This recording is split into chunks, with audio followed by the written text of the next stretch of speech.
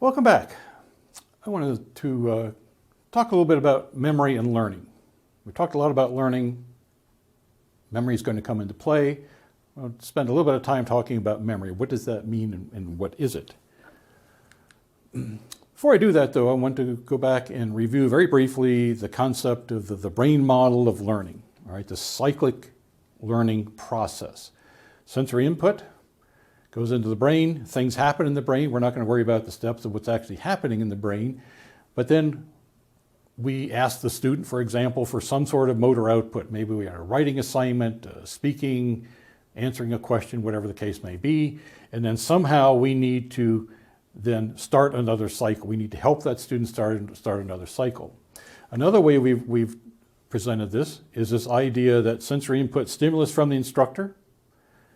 Something happens in the brain here, we ask for some sort of student response, motor output, and then we as the instructor reinforce what that is, reinforce that whatever came out of the student, causing another stimulus, and so we're helping the student by what we're doing to keep going through these cycles. So learning again is a cyclic process, and our role is indicated up here and where we can impact that cycle for each of our students.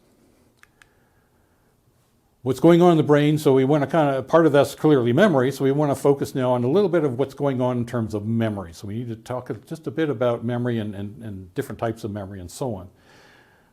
Several types of memory have been identified. One is called sensory memory, short-term, working memory, and long-term memory. So we want to try to distinguish amongst these.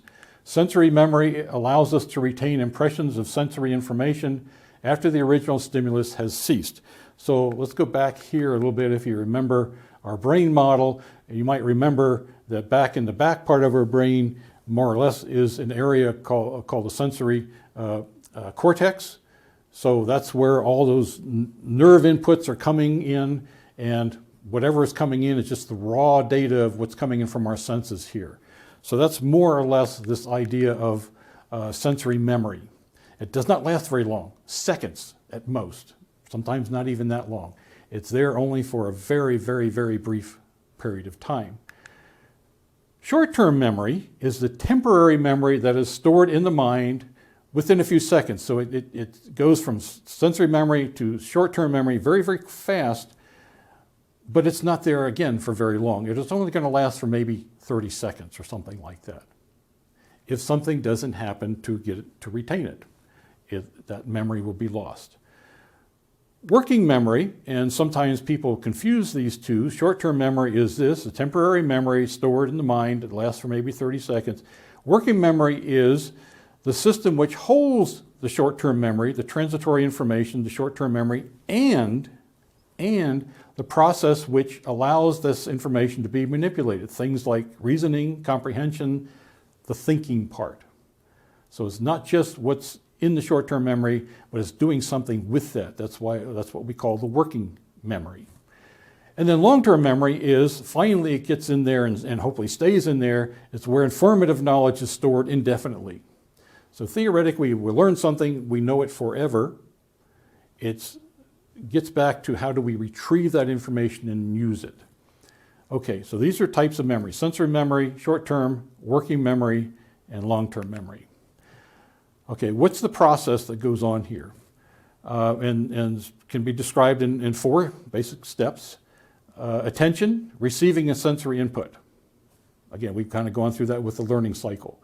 What's referred to in this model is attention, receiving sensory input. Sensory input comes in.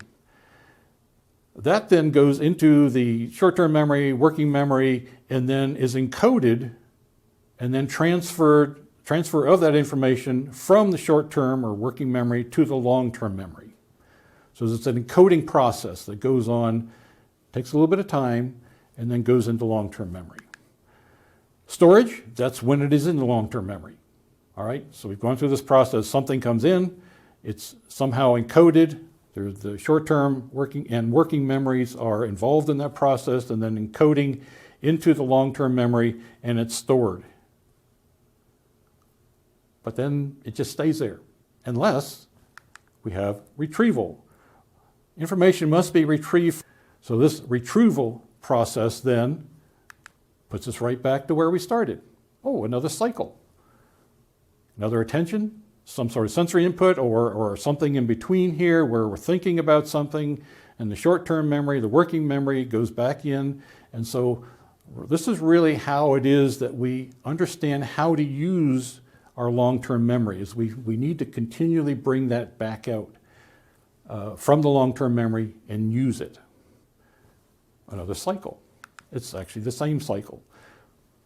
So again, this idea of stimulus by the instructor goes into the brain of the student, mind, memory. We ask the student to do something, retrieve that from long-term memory, pull it back out. We reinforce it in some way, causing another stimulus, goes back in, we ask them again, and so on. All right, so again, we get into this same process. So that gives you a little bit more of an idea when we talk about what's going on in the brain and how that relates to memory. This idea of long-term memory is where things are stored, but unless you bring them out, it just stays there. We have to retrieve it. The more often we retrieve it, the more effectively we retrieve it, the more effectively we can bring that information out and use it in our working memory. So again, this idea of inside and outside the brain. So this is our role in terms of stimulating or helping that student in this learning process. And then again, what's going on in the student's brain. Okay, conclusions. The limitations of working memory can be bypassed. Remember, working memory only lasts, short-term memory only lasts for a short period of time. That's it, and then that information's gone unless it's put in, encoded into long-term memory and then brought back out again. Can be bypassed, again, the limitations of working memory can be bypassed by using the resources of the long-term memory. We have to use that, we have to bring that back out, we have to retrieve that knowledge, that information from long-term memory.